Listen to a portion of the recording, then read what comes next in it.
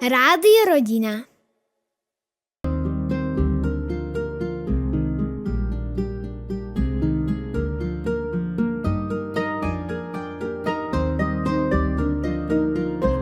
Milí poslucháči, vítajte pri ďalšom podcaste Rádia Rodina. Pri jeho počúvaní vás víta Stella a v dnešnom interviu sa budeme rozprávať na tému sériová monogamia alebo exkluzivita manželstva s manželmi Jankou Tutkovou a Andrew Rayom. V dnešnej relácii sa s Jankou a Andrewom budeme rozprávať o exkluzivite manželstva, kohabitácii a polyamórii. Budeme hovoriť dosť o sexe, aj tom, prečo Európania nechcú mať deti, ako demograficky vymierame a o mnohých ďalších témach. Janka je dlhoročná pro-life aktivistka, influencerka, zakladateľka Centra pre bioetickú reformu, ktoré verejnosť najviac vníma z usporiadávania výstav Stop genocíde z roku 2008. Andrew pochádza z amerického štátu Georgia z Atlanty a na Slovensku žije od roku 2009. Manželia majú 5 detí a žijú na východe Slovenska. Andrew sa učí slovenský jazyk, bude k vám hovoriť teda po slovensky. Je to veľmi sympatické, nakoľko náš jazyk je pomerne náročný. Moja prvá otázka je, máte 5 detí, ste manželia dlhé roky, čo je v úplnom protiklade s dnešnými trendami z médií, ktoré podprahovo podsúvajú bezdetnosť. Myslíte si, že ak by ste boli single, bez rodiny, detí, bol by podľa vás život jednoduchší? Však bude jednoduchší život, to je 100%, lebo ja som bol ako only child, jedináčik. Takže bolo celé detstvo, tínedžerstvo, a bolo taký kľudný život, lebo nebolo žiadny iný hluk v okolie, keď som mal studovať, sústrediť na dačo, že nikto mňa neotravoval. Ale je to samozrejme, že mať zatiaľ 5 detí je dačo iné. Že taký... ale pre mňa bolo tak, že ja som až tedy bolo taký seriózny katolík, takže viac menej som videl, kde svätý Pavel napísal, how does it go in Slovak? Lepšie oženiť sa, než alebo dačo. Lepšie sa oženiť, neviem, či to povedal oženiť, ale mať ženu, než horieť, hej, akoby po tej akože sexuálnej stránke, to samozrejme. Neviem, či to je ten horieť ako sexuálna túžba, či to je akože v pekle, či čo. Áno. Ale bolo tak jasné, že tak keď si v mladom vek, aj si, jak sa povie, raz som počul, že muži majú najväčšie sexuálne energiu, keď sú v 20, ako prvý polovičku 20 roky. Ja som počul, že najvyšší sexuálny pík, či jak sa to volá, sexual drive, sex drive, je dokonca 18. U mužov, u žien vraj to až okolo 30. No, a takže bolo jasné, že oženiť je najlepší spôsob. A samozrejme, ja si bol tak stvoril to, lebo keby si sa kladnej hlavou sedel a rozmyslel, že či chcem deti, či ne. Príliš kalkuloval, špekuloval. Hej, že určite chápam, prečo ľudí nemajú, lebo je to... Tak lebo majú... Žiadajú čas, aj žiadajú, že sústredíš na ním, aj je to aj taký spustený sloboda, čo máš, keďže musíš postarať o deti, alebo deti okorie, takže nalej musíš zmeniť plány, alebo čo kedysi, keď som chcel ísť von z domov, za 5 minút mám topánky, odevy, všetko a idem von. Aj z mnohých detí je to trochu ako pripraviť ísť na vojnu. A určite. Aj na druhej strane aj tak nielen ako veriaci, ale by som aj predstavil, že čistý človek, kto ani neverí veľmi v Bohu, ale verí, že my sme aj, jak sa povie, z prírodnej pohľad, že každý zvieratá je tak stvorené, aby že mali potomstvo a je to taký zmysel tam, lebo aj tak, že a je to aj dosť jasné, že človek, to by to bolo seriózne, aj by rozmyslel, že keď budem 60-70 roky, chcem byť tak sám, alebo poprípadne s jeden dajaký partnerka, to možno nebude dožiť do takom vek, alebo chcem mať rodinu a to je vec, čo mňa by to bolo jasné. Samozrejme, čítam aj o niektorej mladí konzervatívnej ľudí USA, najmä, že oni vôbec nechce mať deti. A že oni tak rozhodol. A na druhej strane, ja by som nechcel tlačiť takomu ísť toto cesta, lebo veľakrát čítam najmä medzi konzervatívnej ľudí, že demografické kríza očakáva nám, že musím robiť štátnej politika, aby že ľudí by mal viac detí, ale ja si myslím, že mať deti má byť kvôli tomu, že samotné manželské pár má taký túžba. A je to aj tak, že keď už máš dva, vidíš, že nie je taký veľmi komplikovaný vec a mať viac nie je, jak sa je ten strach, čo možno človek by malo pre mňa trochu zmysel, trochu aj skúsenosť, lebo najprv s prvým syn bolo, neviem, prvý 3 mesiacov, alebo kedysi, že on skôr nevnímal môj existencia, lebo jediný vec pre malý babetko je prsník, mamka aj mlieko, a takže otec nie je nič v tom prípade, ale potom pomalej človek sa zvykne, že druhý človek na seba záleží. A samozrejme aj výhod mať viacero detí je, že keď niektoré deti začínajú tak, že nepotrebuje ocko, alebo že mamka je blbá, aj no máš dajaký deti, kto teba potrebuje, a potom aj ten, dúfam, že ten deti bude, jak sa povie, prísť naspäť ku tomu. Veľmi som mal rád. Neviem, či to dobre vysvetlil, ale myslím, že každý pochopil, že vlastne že asi to by to povedať, že keď to jedno dieťa až nie je také ako rešpektujúce alebo poslušné, tak potom sa ten rodič môže ukázať tomu lásku, tomu, ktorý je poslušnejší, aby ten druhý videl, že tiež môže... Ale nebude cítiť, že je úplne rejectované. Odmietnuté. Ja by som predstavil, že manželský pár, to má jeden dieťa, a potom, keď príde o tom, že tento dieťa má 18 rokov a rozhodne na inej úplne životný styl, a nielen to, ale ak sa stanuje, že odpustí mamka otca. A niekedy príde do konflikty a žijeme v takom dobe, že aj človek nevie, ako bude každý dieťa dopadnúť, aj mohli byť také konflikty, aj mohli byť aj z politické dôvody, alebo dačo, že napríklad ty si za slobodný trhom, aj tvoj deti ide do univerzity, je komunist, a potom tvoj deti nebude teba mať rád, možno bude treba takých 20 rokov, dokedy pokopí, že jej rodinný stav je dôležité. Napríklad. No teraz môžem ja. No ja by som asi k tomu dodala to, že ja tiež tak trochu súhlasím s tým, že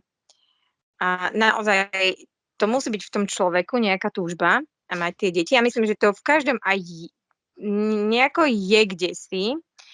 ale veľmi tomu pomáha, aspoň u nás dvoch, myslím, že tak bolo, lebo ja teda mám iba jednu sestru a mám manžel jedináčik, jak spomínal. Takže tiež sme nejaké také rodinné veľké prostredie zázemie nemali. Možno, že nám to aj chýbalo a to nás teda viedlo k tomu, že akože sme chceli mať viac detí, ale si myslím, že naozaj to kľúčové bolo, že sme videli, že sme zažili a máme kamarátov, ktorí ešte pred nami mali také tie väčšie rodiny.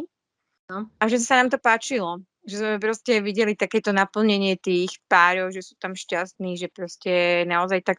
to manželstvo vytvára takú nejakú komunitu, že majú nejako aj prečo žiť, hej, ale tak dneska ľudia majú prečo žiť akože pre rôzne dôvody, ak aj už ste v tej otázke spomínali, hej, že ja neviem, idú cestovať, alebo chcú kariéru, alebo myslia, že neviem čo, idú zachraňovať svet. a že akože žijú preto. A ja myslím, že akože na každom mieste to vybrať, no ale presne, ak ten mladý človek, hej, je tak naozaj akoby nadizajnovaný, že má tu ten aj sexuálny púd, aj má tú sexuálnu túžbu, aj nielen sexuálnu, aj tú romantickú, hej, už je to viac možno týmto smerom samozrejme, tak, tak chce proste s niekým zdieľať ten život, hej, alebo aj tie chvíle, aj tie zážitky, ktoré proste kde si prežíva, mať niekoho pri sebe, kto ho aj podrží, aj nejakou oporou. A proste je to asi prirodzené, že je to proste už v tom našom, ja to nazývam zvyčajne, že dizajn tej ľudskej sexuality. Hej, že vlastne, že to prežívame nielen sexuálne, aj teda emocionálne, aj cez tie hormóny, ktoré nejako patria k tým vzťahom, a to môžeme tak potom konkrétnejšie rozbrať, že vlastne že ľudia potom to vyhľadávajú, aj proste v hociakých tých životných situáciách sú. A potom je tá ale otázka presne, že do jakej miery, že teda už nájdu toho nejakého partnera, ale do jakej miery akože chcú sa nejako, nie že usadiť, ale proste chcú si založiť tú rodinu a chcú s ním mať tie deti. Hej, to už je podľa mňa skôr otázka, lebo veľa ľudí samozrejme má nejaké vzťahy, vyhľadáva vzťahy, túži po vzťahoch, ale možno ten vzťah nie je taký, že kvalitný, možno, že nedôverujú tomu človeku, možno, že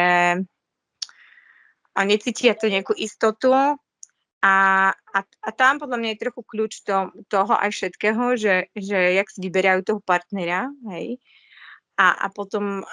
že či zdieľajú aj ten spoločný pohľad na to, akože chceme byť v tom vzťahu, ale teda čo v tom všetkom vzťahu má byť už teraz, alebo až po manželstve, hej. Lebo toto je podľa mňa taký dôležitý faktor, lebo však dneska my vidíme, že vlastne strašne veľa celebrít dneska má detí. Hej, a ide do nejakých vzťahov, alebo možno aj priam do manželstva, aj majú také celebritné svadby, majú milión fotografií s deťmi, s manželkami a tak ďalej. Akože sa to stalo úplne trendy, že proste mať dieťa a teraz ukazovať tú svoju rodinku, svoju manželku a všetko to. Ale a možno, že je to aj nejako možno aj motivačné aj pre tú mladú generáciu, že možno aj oni potom tak akože nejako potom zatúžia. Alebo že títo ľudia nejako túžia mať deti, ale možno to akože nejaká časť toho, že akože udržať si popularitu alebo stále mať niečo, čo im akože zaujať, neviem to posúdiť, ale si myslím, že naozaj to vychádza akože úprimne zo srdca ľudí, že akože túžia mať, hej, ale dôležité je podľa mňa, jak začnú ten vzťah, lebo mnohí ľudia proste ostanú v tom vzťahu a proste majú tam to jak manžel mu hovorí, že proste majú po tej sexuálnej stránke nejaké uspokojenie, že proste horia a v tom vzťahu proste nájdu to, čo akoby potrebujú, hej, a nejdu ďalej k tomu manželstvu, hej, že tam si myslím, že veľmi dôležité a nepoviem, že len u muža, ale už, teda nie, že len žena, to akože má byť nejaký toho akoby strážco toho, ale u obidvoch akože pochopiť, že vlastne hej, akože žiť iba tak akože spolu na jednej kôpke, hej, bez nejakého záväzku, že už aj to je proste, ja som teraz napísala taký článok, že predmanželský sex je klamstvo telom. Hej, a možno, že tým by som akože to chcela vysvetliť, lebo vlastne samozrejme už akože dieťa, a keď je s tým otázka spojená, je dôsledok sexu, hej. A nie je to akože automaticky, nie vždy sa to dieťa počne, ale je tam vždy šanca, že sa to dieťa počne, hej. Takže akože človek, keď začne sexuálne žiť, tak sa akoby otvára tomu, že môže počať, hej. Alebo teda môže aj žiť tak sexuálne, že sa neotvára, alebo proste používa nejaké prostriedky antikoncepčné, aby sa tomu vyhol.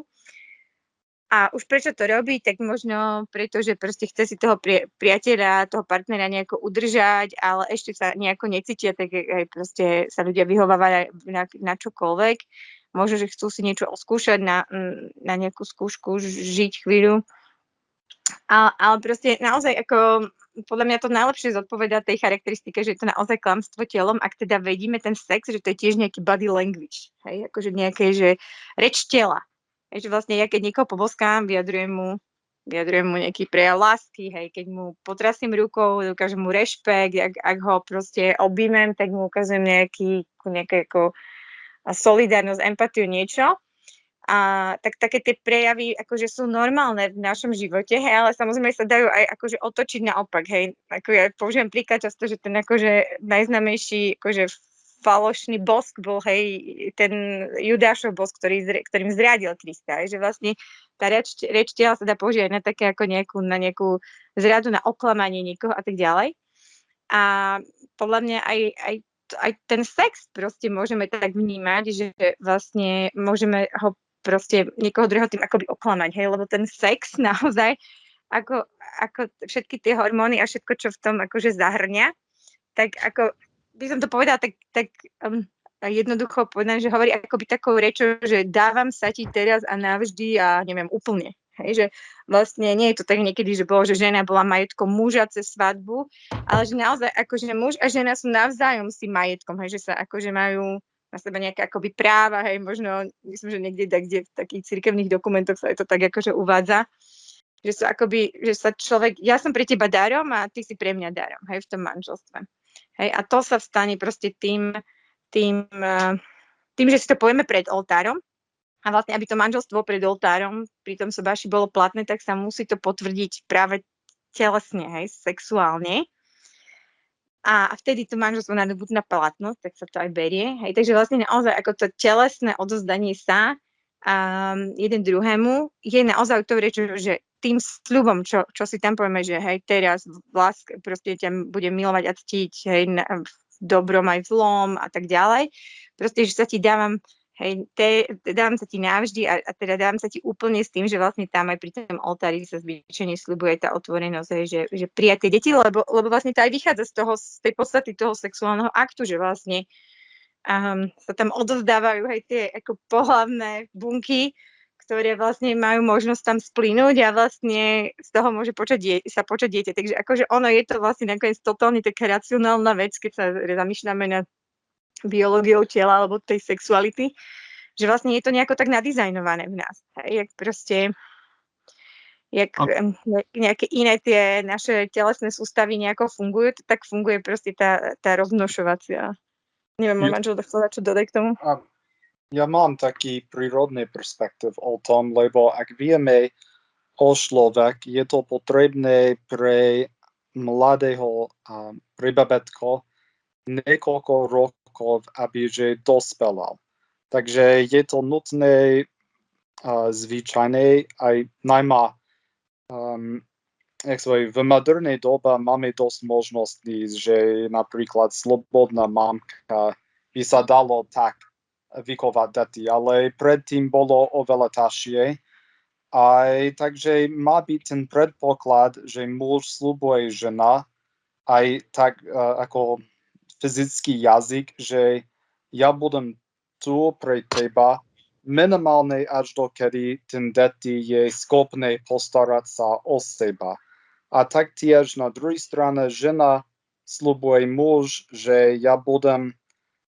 exkluzívne pre teba, aby že si... A muž nesľubuje exkluzívne. No lebo je to tak, že aby že videl, že je to jeho dieťa, tým žena nemohli mať iné partnery. Samozrejme, to mohli byť aj, ak týkajú polyamory, pretože v Biblii vidíme polygamy a viacero manželky, ale na väčšinu civilizácie nestretneme sa z opačný prípad, že bude viacero mužov a jeden žena.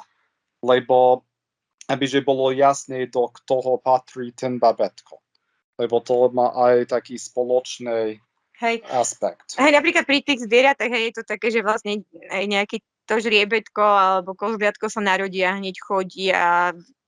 možno chvíľu sa nejako pokojí, dojí, či nepokojí. A potom už akože je samostatné, hej, ale to napríklad naozaj u človeka, u toho malého dieťaťa je zrejme, že potrebuje otca, matku, alebo niekoho, kto proste pri ňom je. A nie len, že nejakých pár mesiacov, ale proste naozaj to rokov, že nielen vlastne to, že kým už vie si neviem, namastiť chleba, ale že vlastne potrebuje aj také do života, hej, tú prípravu prejsť cez tú pubertu, hej, s tými rodičmi. A že vlastne rovnako tá matka je dôležitá, hej, nielen pri tom pôrode a v tých prvých rokoch života, kde dieťa vyslovene je naviazané na matku, ale aj otec. Hej. A dokonca tí psychológovia, sociológovia dneska rozprávajú o tzv. Nejakom, že sociologickom pôrode, ktorým prechádza akoby ten tínedžer, ten mladý človek, kde vlastne vtedy potrebuje naozaj akože viac otca, hej, že či je to dievča alebo chlapec, že vyslovene vtedy tak tá rola otca je veľmi kľúčová v tom veku dospievania, keď proste potrebuje cítiť toho otca, jak proste ho rešpektuje, jak ho uvádza proste akoby do tej mužnosti a dievča vedie k nejakému rešpektu a seba úcte a tak. Takže neviem, že by sme si sľubovali iba, že do tých 18 rokov života, lebo určite, že kým nás smrť nerozdelí, aj si sľubujeme, ale aj to preto, že vlastne no nedá sa to proste, áno, akože obmedziť zase iba na tú reprodukčnú časť, hej, že naozaj to manželstvo je partnerstvo a že teda pravdepodobne ostane len pri jednom dieťati a tých prvých 18 rokov a možno, že tam budú tie ďalšie deti, človek mal byť otvorený tomu, ale naozaj myslím, že to každý tak má tú víziu, že keď naozaj toho druhého človeka miluje a že postupne s tým spoločným životom prechádzame a zažívame rôzne situácie, možno aj krízy a že si to prejdeme, že vlastne tá túžba je, že vlastne s tým človekom zostarnúť, hej, že ho už proste, že už si neviem ten život predstaviť bez toho druhého človeka. Áno. A aj nie, že by to bolo akože teda iba také akože, že je tento zvykom, hej, a teraz sme iba tak zvyknutí, ale že to patrí k tej túžbe, hej, že až proste spolu zostarneme, hej. Tak potom otázka je, že skôr akože kľúčové, že jak to udržať, aby proste človek tie romantické túžby a tie predstavy a očakávania od toho vzťahu, aké má, aby dokázal prejsť všetkými tými ťažkosťami v tom vzťahu. Čo aj teda prinášajú deti, do toho musím povedať, že určite, že aj s týmto je spojené, že aby vlastne tá láska vydržala. Hej. A to už je otázka, že podľa mňa tie ideály sú, hovorím, že aj mnohé celebrity, aj mnohí proste totálne kresťania, že ľudia, ktorí akože majú nejaké také tie túžby, tak cítia, že to patrí k tomu, že je to krásne mať dieťa, mať aj viac trochu detí, aj mať rodinku a proste sa im venovať, ale aby to vydržalo, hej. No tak ako asi je dôležité presne to, čo sme aj začali, že tá exkluzivita aby tam bola, hej, a prečo teda zase si racionálne odvodniť, že prečo s tým jedným partnerom, že nie je taká polyamoria a polygamia, lebo potom, jak som hovorila, ten človek mladý potrebuje aj toho otca zažiť, hej, že nie, že proste nejaký multiotecko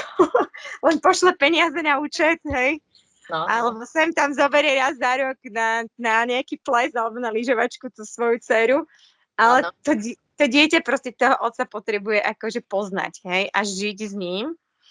A to teda pri viacerých manželkách a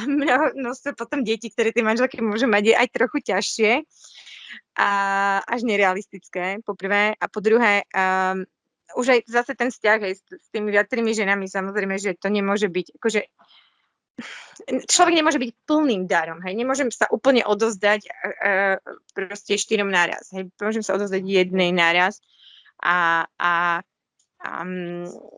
potom, jasné, no,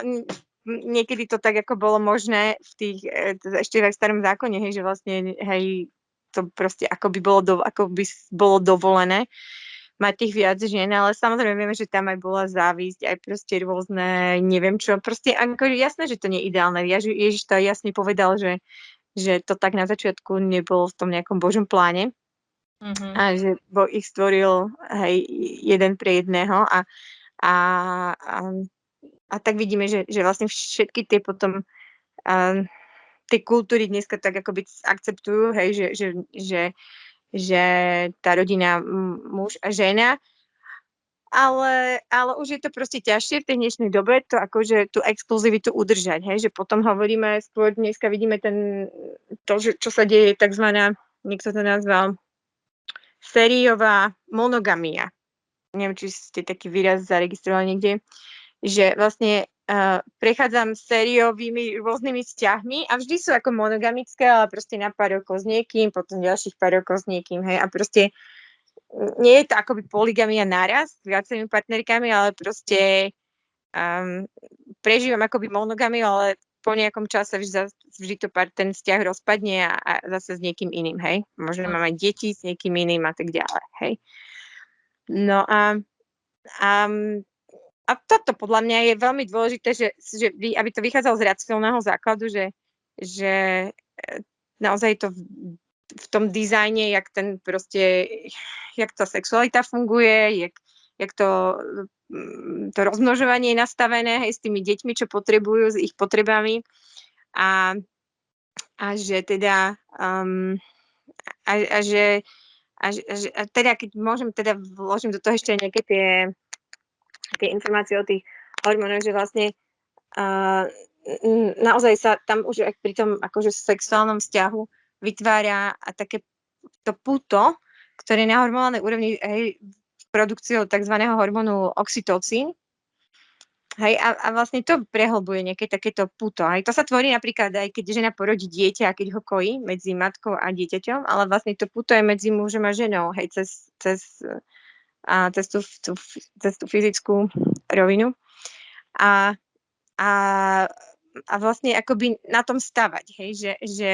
že nie len to akože potešenie, nejaký dopamín z sexu, to môže človek mať aj z nejakej masturbácie, hej, ten nejaký dopamín, hej, len proste si pozrie možno nejakú pornografiu a sa vzruší a má z toho nejaký akože pocit šťastia v hlave. Ale aj ten dopamín vlastne vytvára takú nejakú závislosť, hej, ale vlastne už tí psychológovia, čo skúmali tie vzťahy, tak zistili, že na rozdiel od toho, ten normálne akoby sexuálny styk medzi mužom a ženou má navyše, hej, že okrem dopamínu sa vytvára aj ten oxytocín a teda produkuje ešte mozog tzv. Prolaktín, ktorý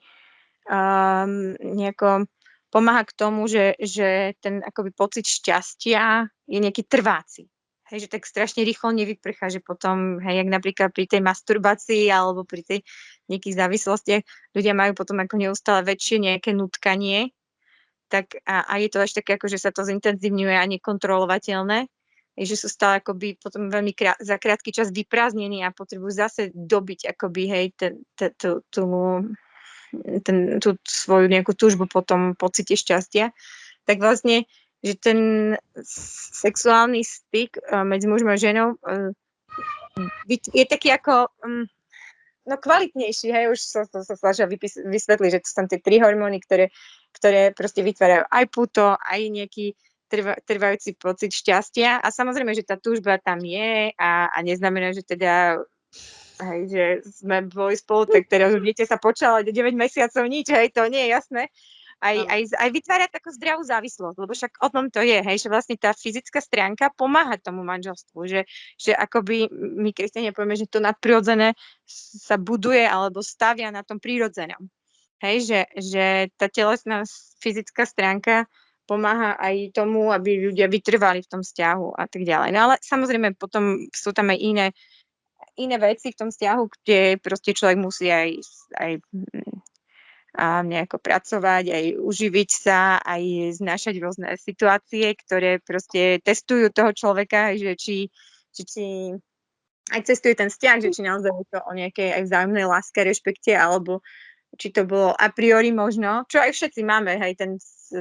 ten sklon proste k sebeckosti, že jasné, že idem do manželstva tak trochu aj kvôli sebe, hej, ale chcem byť aj toho pre toho druhého. Ale vlastne to manželstvo ponúka strašne veľa takých situácií, kde potom hej,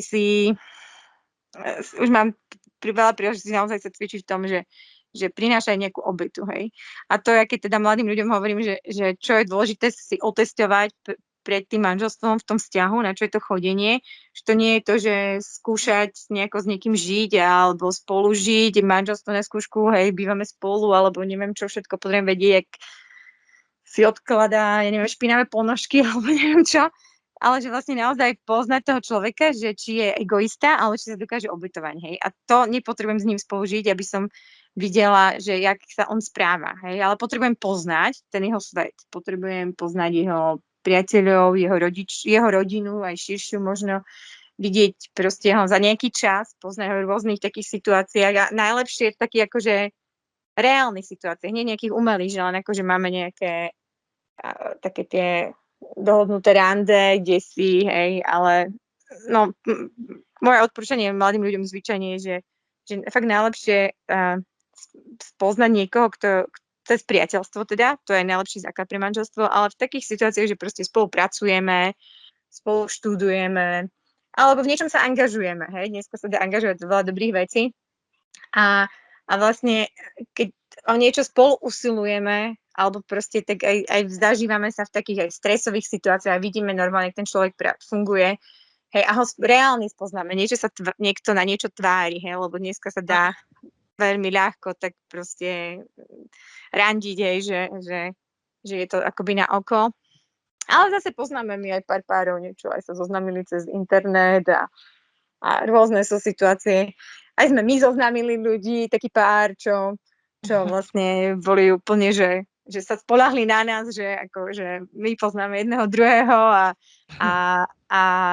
a potom samozrejme, ale si dali svoj čas, hej, kým oni akože spolu chodili tiež nejaké 2 roky a tak a potom sa zobrali, ale no tie cesty sú rôzne, ale proste vždy presne na to dbať, že to najjednoduchšie je zladiť sa po tej sexuálnej stránke a to mnohokrát mladých ľudí najviac aj ťahá a myslia, že keď to už majú, že už sa tak nejako akoby cez ten oxytocín akoby polepia, už sú ako naviazaní na seba, už sú zaslepení tým všetkým, akože im to už bije, hej, na mozog, kedy povieme. Hej, a už ako ani nikoho iného nepotrebujú len byť spolu, že si myslia, že už to je akoby láska. Hej, tak ako toto je práve také, čo najviac zaslepuje a v tom čase, než si vyberiem toho partnera do manželstva, práve potrebujem mať ostať čo najtriezvejší a mať taký triezvy pohľad na toho druhého človeka, že vidieť ho ako reálne, hej, pozitíva aj negatíva a naozaj sa snažiť hľadať to spoločné, alebo sa zladzovať po tej inej stránke, že má nejaký ten spoločný nejaký pohľad na svet, nejaký ideál, alebo ja neviem, po duchovnej stránke, po duševnej, emocionálnej, intelektuálnej stránke, hej, že máme si čo povedať, zdieľame nejaké názory, postoje a tak ďalej. A potom byť v takom kľude a v takom tom, že naozaj po tej sexuálnej stránke sa máme čas proste celý život akože zladzovať už potom v tom manželstve. Hej. Ale však to neznamená, že človek teraz akože bude úplne chladný, keď chodí spolu, alebo ja neviem, hej, však jasné, že prejavujeme si ľudia v tom vzťahu pred manželstvom akože potrebujú prejaviť tiež nejaký akože tú náklonnosť, empatiu a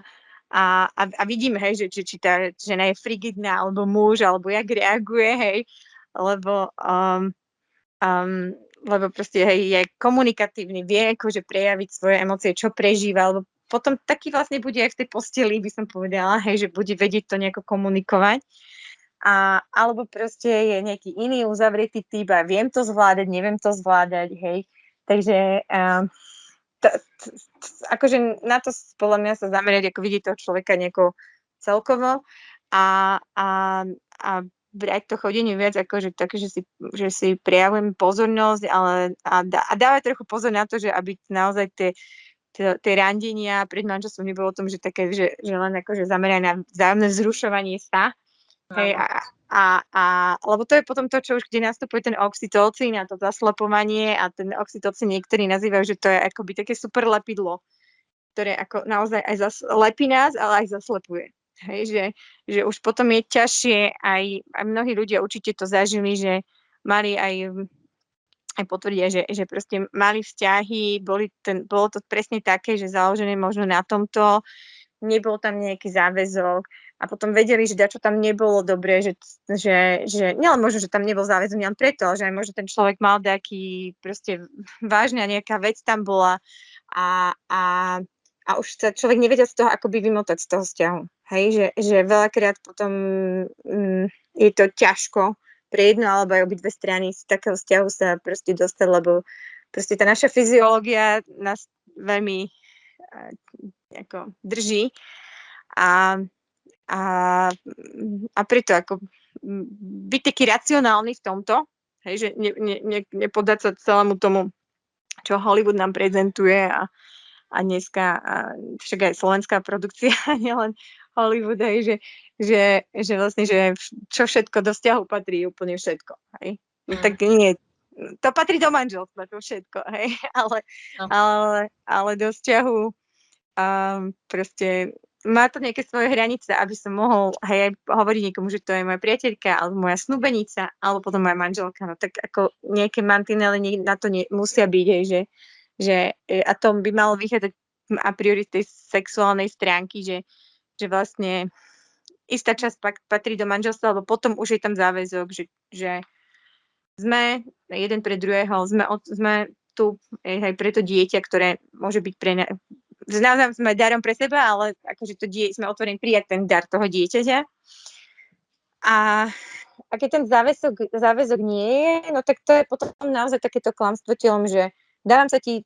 tu a teraz, ale nie je to navždy, lebo sme si to ešte nesľúbili, hej. A nie je to exkluzívne, lebo čo ja viem, že keď sa zajtra zobudím, že jak to bude, hej, tak je to také trochu klamstvo telom a na tom to proste asi nie je až tak najvhodnejšie to celé stavať.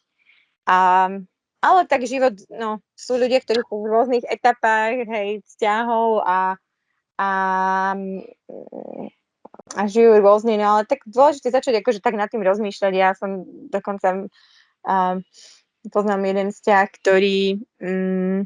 taký mne dosť blízky, že ktorí proste aj žili už spolu, aj mali spolu byt a neviem čo. A potom sa tak potom začali a teda rozmýšľali, že by chceli asi aj svadbu a ona bola neveriaca a tak začala sa akože veľa vecí pýtať, že teda ako mali by sme mať svadbu a teda akože katolícku, no tak ale to čo znamená, že ja by som mala byť ako možno katolíčka alebo vychovať deti s katolíkom, no tak čo to teda znamená? Tak ona hľadala a začala sa akože vrtať nejaké trochu vo viere a vlastne a potom natrafila aj na tieto témy, hej, tej ako morálky a sexuálnej, ale vlastne ja to nerada hovorím, že to je morálka, lebo podľa mňa to proste vychádza úplne z toho, akoby, ja to volám stále, že dizajn ľudského tela, akože je to naozaj z takej logiky toho, jak je to nastavené v prírode alebo v tom našom tele. A vlastne prišla na to, že hej, že asi naozaj by to patrí do manželstva, hej, to sexuálne. No a potom naozaj tak sa snažili, že aj sa nechala pokrstiť ešte pred sobášom, ale aj potom sa snažili žiť naozaj čisto nejaký, neviem koľko mesiacov, hej, pred tou svadbou, oddelenie a tak, aby proste aby to pre nich malo ten význam, jak ho konečne akoby pochopili, hej. To je pomerne silné, čistota vo vzťahu je veľmi naplňujúca. Skúsila by som položiť ale ďalšiu otázku. Progresivizmus pomerne hodne presadzuje ideu záchrany planéty skrze bezdetnosť. Z toho vyplýva, že nemať nejaké dieťa je záchrana pre ľudstvo. Je to silno presadzované iba v krajinách, kde sa nachádza biela populácia. Myslíte si, že nemať deti je záchrana planéty? Vieš čo, práve dneska som si vypočula taký krátky spot Elona Muska, najbohatšieho muža sveta, práve na túto tému, kde on povedal, a do slovenských médií sa to ešte nedostalo, ale on povedal, že zapamätajte si tieto moje slova, že planéta potrebuje ľudí a potrebuje, aby sa deti rodili a že nechápe, že strašne veľa ľudí, dokonca veľmi inteligentných ľudí si proste myslí, že sme preľudnení a že tu deti netreba, ale že proste to pôjde, jak to povedal, že vlastne ľudstvo akoby sa vyhubí, alebo už si nepamätám presne, jak to povedal, že ak teda sa deti nebudú rodiť, tak to bolo také prekvapivé. Počkaj, prekvapivé, že Musk povedal? On má deti, je pravda. Viac detí, ale nielen toho, ale Musk je ako americký konzervatívny, viac menej, ako libertarian konzervatívny človek. Hej. A práve tento prišiel za rozhovor na The Babylon Bee, čo je také kresťanské satirické webová stránka. ako keby si predstavil zombie, ale že všetky za to bolo kresťania. I často v sociálnych médiách budeš vidieť, že takto, neviem, na slovenskej sociálnej siete možno ne, ale americký často ten Babylon by nájdeš. Aj on bol na rozhovor sa tento dva majitelia, šéfia tam, že ja som začal pozrieť ten video, ale je to asi hodina pol. Aha, tak ja som videla to vystrihnuté. Všetko akože prečo on odišiel z Kalifornie do Texasu a veľa. Tak je to ako, myslím, že je to známa taká téza, ktorá už vznikla v 60. rokov a vtedy bola veľmi populárna kniha Paula Ehrlinga, volá sa to Populačná bomba. A vlastne cez to prišlo to celé hnutie, že vlastne sme preľudnení, ľudia sú doslova rakovina planéty a s tým ruka v ruke išla naozaj sexuálna výchova do škôl v Amerike a na západe. S tým, že presne treba mať menej detí, antikoncepcia. Ono to proste naozaj je nejako prepojené s týmto environmentálnym hnutím a posledným takým akože prorokom tohto environmentálneho hnutia by som povedala, že je v poslednej dobe Bill Gates v tej známej prednáške na TEDxe pred niekoľkými rokmi vysvetľoval, že ako znížiť CO2 v atmosfére a mal tam taký vzorec, že čo všetko treba znížiť, neviem, spotrebu a tak ďalej. A jedno z tých z tej veličín, hej, tá veličina, ktorá proste by mala znižovať tú celú záťaž pre Zemegulu, bola, že populačný rast, hej, a tak on tam vysvetľoval, že vlastne treba naozaj ten populačný rast znížiť na nulu. Hej, to znamená, že teraz stále pribúda ľudí, hej, okrem pár krajín, ako Rusko, kde už ubúda ľudí a niektoré západné krajiny pomaličky strácajú obyvateľov, ale vlastne vždy tie rozvoje krajiny ešte majú dosť veľa aj detí na ženu tam prípada a teda ich cieľ, teda nielen Gatesa, ale naozaj či Svetovej zdravotníckej organizácie, však on je hlavný sponzor tam a OSN, mnohých ideológov už od toho roku 2000, keď si pamätám, Kofi Annan mal to manifesto mileniové, bolo proste naozaj akože znížiť nielen akože tempo rastu, ale aj celkovú populáciu, že teda optimálna populácia by bola nejakých 5 miliard a skúsiť to zvrátiť, hej. A odvtedy už akože aj mnohí demografi, dokonca aj Číňania už s tým majú problém, že oni po tých rokoch kontroly populácie tej politiky jednoho dieťaťa vlastne zažívajú tzv. Populačnú explóziu, ale implóziu, hej, že vlastne naopak ubúda ľudí a nemajú dosť proste tých, či už zamestnancov v niektorých tých veľkomestách a prijímajú imigrantov a podobne, tak si to proste tu na elite aj v Európe predstavujú, že my proste nepotrebujeme až sa tak množiť, že však je tu dosť ľudí z tých rozvojových krajín, ktorí prídu a zoberú si tieto joby, však mnohí tí Európania niektoré tie práce už nechcú robiť. Hej, napríklad ja som žila v Británii, je tam akože ťažko nájsť zdravotnú sestru, že by bola Angličanka, tam proste to robia Filipinos a v Nemecku vieme, že jak je to aj s Turkami už 10 ročia, takže akoby je to taká vízia, že však ako na čo nám deti, hej, máme tu štát, ktorý síce potrebuje na dôchodky, ale tak nejako sa to vykrie imigrantami, nejako sa to možno eutanáziou v niektorých krajinách, možno dneska cez COVID pandémiu sa vyriešia niektoré aj tie problémy sociálneho štátu a dôchodkového zdravotného systému. Takže no to sú také akože popri témy, ale hej, určite to tu je u tých pravdepodobne tých progresívnych a environmentálne zmyšľajúcich ľudí, že proste sa stretli s tými názormi, že to tak ako vnímajú, že je to prepojené. A samozrejme im to vyhovuje, lebo však si užívať nejako tak život a si to nejako, toto je pre ne akoby racionálne zdôvodnenie, ktoré im stačí. Hej, že tak teda deti netreba, alebo ani nemusia mať. A majú dneska na to akože všetky možné prostriedky, hej, že či už je to antikoncepcia, či je to legálny potrat,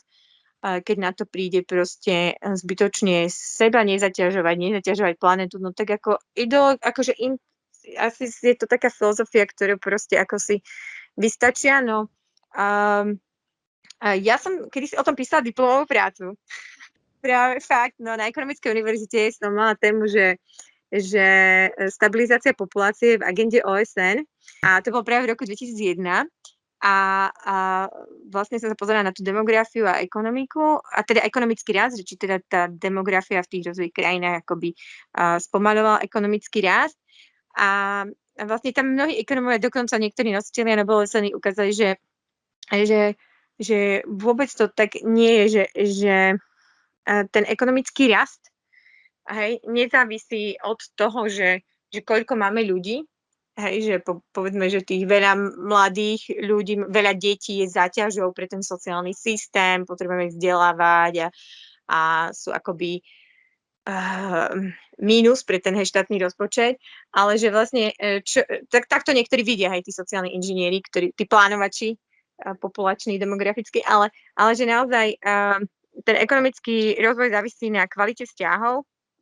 to teda platí a teda aj na tom, že či naozaj tá spoločnosť, povedzme, nastavená kastovnícky, napríklad, ak je to v Indii, alebo v Číne je tam nejaká iná forma, alebo napríklad to len porovnať to, že v Európe máme viac sociálnejší systém, než napríklad v protestantskej Amerike, kde vlastne to tak ľudia vnímajú, že keď sa im darí, tak Boh ich žehná, tak ako ten kapitalizmus, tam bol taký drive, že sa snažili. Ale potom, čo vidieť aj cez akože históriu, aj to ekonomia pripúšťajú, je, že naozaj hustota obyvateľstva vytvára tlak na potreby a vytvára aj tlak na riešenia, že prichádzajú riešenia tým, že vlastne ľudia proste začali v tých možno prehistorických dobách obývať nejaké mesta, tak vznikol tlak, aby proste mali vybudované kanalizácie, aby boli nejaké zavlažovacie systémy. Potom prišla priemyselná revolúcia tiež proste v tých husto osídlených krajinách, ako Holandsko, Británia, kde proste našli iný spôsob výroby alebo riešení, aby proste inak, že ľudia mali lepšie podmienky pre život, alebo proste, aby tie potreby tých ľudí sa naplnili, rozdelenie práce a tak ďalej. Takže, no a teraz sme už proste v nejakej úplne inej sfére, ale to isté vidíme aj dneska vlastne, že keď je nejaká taká ako sloboda podnikania, že sloboda tých voľných myšlienok, a že proste to nejako nezviazuje byrokracia a nejaký úplne akože kontrola štátom, jak povedzme nejaký komunistický systém, tak ľudia majú slobodu tvoriť, vynachádzať rôzne riešenia a proste ich implementovať a vlastne nachádzať riešenia, ktoré sú lacnejšie, že ja neviem, nahradiť nejaké povedzme, v Amerike je často príklad toho, že vlastne tam je aj životné prostredie naozaj čistejšie, aj keď oni odmietali podpisovať tie Kyoto protokoly o tom znižovaní CO2, lebo vlastne je tam proste nejaká lepšia kvalita života v zmysle, že ľudia majú viac peniazy a si každé auto kúpi katalizátor. Čo teda, keď idete do nejakého Nairobi v Kenii, kde som bola, tak to tam akože nehrozí. Alebo v nejakej Indii, kde proste tí ľudia sú chudobní na to, aby si mohli kúpiť nejaké lepšie auto alebo mohli mať nejaké čistejšie technológie. Samozrejme potom je to tlak, že aby aj tie korporácie, ktoré idú do tých rozvojových krajín, tak nejaké normy dodržiavali, aby proste menej znečisťovali životné prostredie tam. Ale druhá vec je, že proste už dneska možno ten kapitalizmus taký nemáme, jak bol v tom 19. storočí a jak možno bolo ešte niekedy koncom tej druhej polovice 20. storočia, lebo už dneska proste vidíme, že ten štát a korporácie proste vo veľkom spolupracujú a že mnohé proste riešenia, ktoré tu veľké korporácie ponúkajú, či už ide o nejaké zbrojárske, farma, koncerny alebo technologické korporácie, tak počkaj, nie, aj banky, aj finančný systém, že vlastne naozaj kooperujú so štátom a vlastne mnohé riešenia akoby sa ponúkané ako štátu skôr možno na väčšiu kontrolu ľudí a proste štát chce kontrolovať, že jak niektoré veci majú byť, hej, napríklad teraz, že sa chcú mať viac nejaký Green Deal a zelené politiky a to proste nejako natlačiť akože brutál cez, hej, no neviem, aspoň ja sledujem, čo vymýšľajú v Davose na tom Svetovom ekonomickom fóre a jak chcú proste dokonca akože už teraz majú nejakú tú kartu kreditnú na uhlíkovú stopu a postupne chcú akože aby ideálne proste všetci ľudia mali nejaké viac slobôd alebo mali nadpráva, ak budú proste zodpovedne pristupovať, ja neviem, kupovať veci a budú mať nízku uhlíkovú stopu, hej. A vidíme, že Gates o tom napísal teraz knihu, že aby proste ľudia takisto zabránili nejaké katastrofe s tým, že budú offsetovať, on to hovorí, že budú proste zadosť učiňovať tomu, že čo jak znečistia životné prostredie, lebo on to vraj tak teda robí, tak on teda môže lietať na tých predražených, nie že predražených, ale na tých akože veľmi znečistujúcich súkromných lietadlách, ale my ostatní proste keď chceme, tak nielen, že musíme už mať všetky možné vakcíny, COVID pasy, ale čo skoro, hej, proste s tým digitálnym pasom aj kto vie, čo ešte všetko na to bude naviazané. Takže asi nejakým týmto smerom to ide, že podľa mňa už naozaj nejaké tu vlády sveta, alebo tie ani svetové elity, lebo to nie je tu, že vlády, možno skôr tí politici sú viac také figurky, ale že hľadajú také nejaké globálne alebo centralistické riešenie, že ako zachraňovať akoby tú planetu. A dokonca ako už im to je jedno, že ani neviem, že či treba ekonomický rast pre nich, že hej, chcú, aby ľudia si znižovali spotrebu detí, samozrejme. Hej, a ide to týmto smerom, že proste tá elita chce mať, hej, ešte krásne pláže a všetko úplne super čisté a my ostatní sme možno väčšina pre nich darmožráčov, tak ako na čo sa nám rozmnožovať, hej, a tak my môžeme proste sedieť doma alebo byť nejako obmedzení. A to je naozaj veľká téma, ktorá proste hýbe aj akože globálnou politikou, hej, a naozaj už to do tých mozgov mladých ľudí je to proste imprintované, že tie deti a planéta proste nejako súvisia spolu. Čiže ty vidíš za snahou o depopuláciu planéty snahu elít, aby bohatstvá, ktoré sú na planéte, patrili elite? No, myslím, že to pokušenie je veľké. A či to naozaj, možno, že niektorí to aj tak ako naozaj úprimne myslia, že oni si myslia, že len takto sa dá zachrániť planetu, že akože budú kontrolovať tých ľudí, že mnohí tí ľudia sú nezodpovední a sú darmožráči, však vidíme, jak naši politici to vnímajú na Slovensku, že akože aby sa spoľahli, že ľudia sa naozaj budú nejako chrániť asi svoje zdravie, to sa nedá ľuďom dôverovať, oni to musia proste brutál cez políciu a cez pokuty a cez neviem, aké proste obmedzenia a núdzový stav zavádzať. Hej, tak proste toto ja vnímam, že aj tak sa proste niektorí, čo tak sledujem, hej, aj tie výstupy tých, či už s Gatesom rozhovorí, alebo to je ťažšie sledovať tých čínskych ako politikov, ale to je, teraz čítam knihu o tom čínskom prezidentovi, no tak to je taká iná mentalita, hej, tých ľudí, proste oni sú naozaj nejakí takí sociálni inžinieri, a teraz mnohí z nich aj asi úprimne presvedčení, že akože to je ich nejaké posolstvo alebo poslanie teda zachráňovať planetu a proste nemajú s tým problém. No tak ako zase povedzme si hej k tomu Billovi Gatesovi, že on vyrastal v rodine, kde jeho otec bol šéfom alebo v predstavenstve, myslím, že úplne akože šéfom predstavenstva jednej potratovej kliniky v New Yorku. Hej, takže on akože s tým nejako nemal problém a on dlhé roky, 10 ročia, vyslovene, že cez tú Gatesovú nadáciu podporoval rôzne projekty, ktoré proste financovali potratové kliniky, rôzne organizácie, ktoré akoby mali byť na tú emancipáciu žien, ale aj LGBT hnutie, ktoré tiež zhodou okolností nereprodukčné, hej, tak potom sa to nám tak podsúva, že však to je že to je šťastie človeka mladého, nech si vyberie, čo chce ale tak ako podporujeme práve, hej, podporujú sa práve tieto ako aktivity a takýto prejav mladých ľudí, lebo však to